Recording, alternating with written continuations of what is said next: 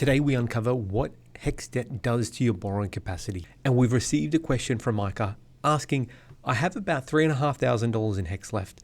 Will the bank make a big deal out of it and reduce my borrowing capacity, or should I pay that off before applying for a home loan? And this is a great question, and it really depends on quite a number of factors. Firstly, how much your income you're earning, and secondly, what your deposit is. So let's take a look at this and look at a few different scenarios so you can understand what HECS does to your borrowing capacity.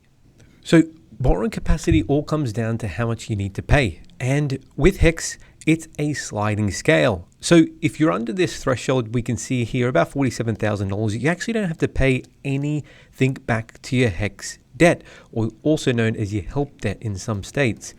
Now, as you can see, because it's a sliding scale, the more you earn, the more you pay. And you will eventually get to a point where you have to pay 10% of your salary towards a repayment of your HECS debt. So it really depends where you are in this continuum as to how much of an impact it will have on your borrowing capacity. And one of the most surprising things with HECS debt is that the repayment will remain the same no matter how much you've got owing. So let's say you've only got $2,000 left on your HECS debt and your repayments are $500 a month. The bank will consider this $500 a commitment that will continue even though in say 4 months it'll be paid off in full. And it's one of those things that it's a balancing act. Maybe by closing off that debt, it'll increase your borrowing capacity more than the amount you'll have to pay off the HECS. So let's take a look at these scenarios now. Okay, so for our first scenario, we're looking at a single applicant who's earning $80,000 and doesn't have any dependents or any debts other than the HECS debt. So let's go ahead and calculate what the HECS debt is per month. And we're going to be saying that the debt will continue. Then we'll go ahead and remove the HECS debt and see what the borrowing capacity will be post closure. So let's go ahead and calculate what the HECS repayment is. We can see it's 5% over here. So I'll go ahead and times that by 5%. And then we'll get that into a monthly figure. So about $333 per month. Cool.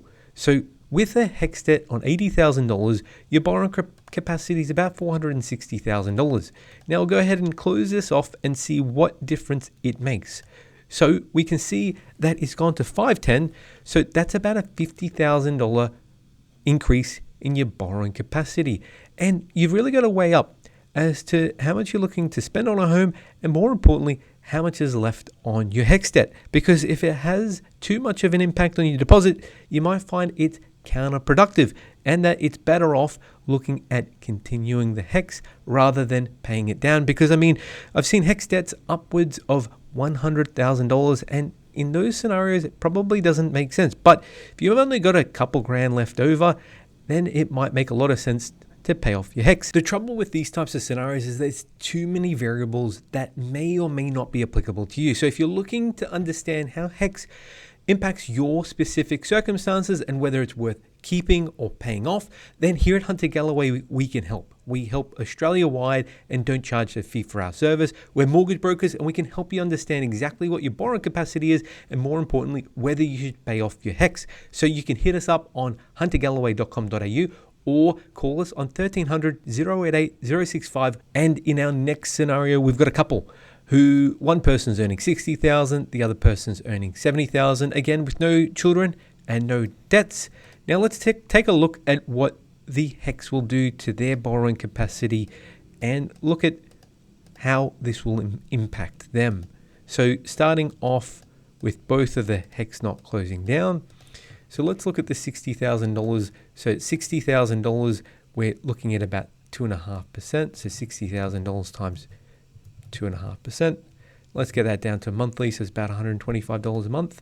And then we've got a $70,000 total income. So let's take a look at where the $70,000 is about 4%. So times 4%. And then let's get that down to monthly 233. Okay. So in this scenario, the borrowing capacity is about 768,000. So let's call that 770.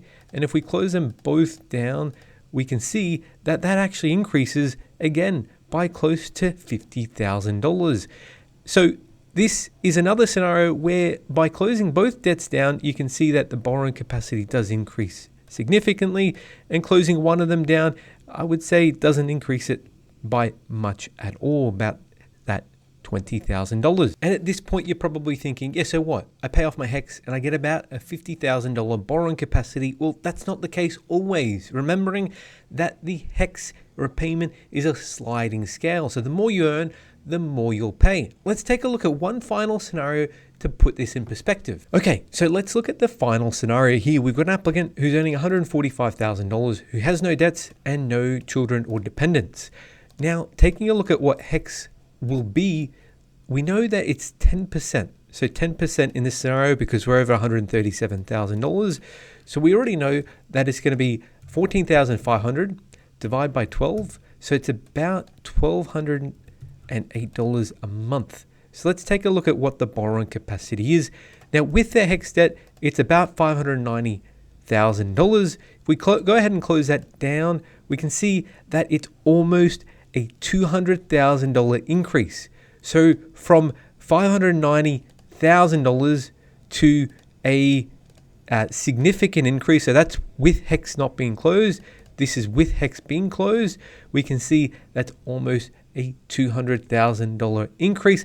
And this is exactly the scenario we're talking about, where if you get maybe another $20,000 or $30,000 in a deposit, whether it's gifted monies or whether it's money where you get it by selling a car of some description or asset, then it makes a lot of sense to close off your HECS to increase your borrowing capacity and get closer to the goals you're looking to achieve. And in conclusion, closing off your HECS debt is really based on your unique circumstances. In some cases, it makes a lot of sense to close it down because it'll help you achieve your goals. And in other circumstances, you might find that it's a complete waste of time and doesn't help you in one way or another.